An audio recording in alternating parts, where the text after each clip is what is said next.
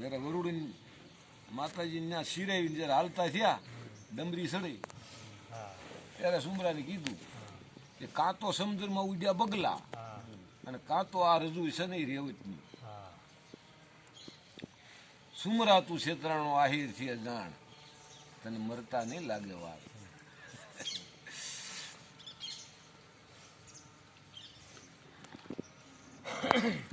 રાવળ ભાઈ ડુઆ ગાઈ.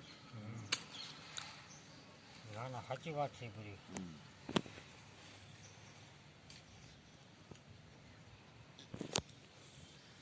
ત્યાં ઠેર જઈને જાજી ડાય નો કે લુમખો મય કટકણી ડાય સમજ્યા, મય કટકણી ડાય સિંહણ નો તે સાવો કર્યો તને મરતા નહીં લાગે વાર.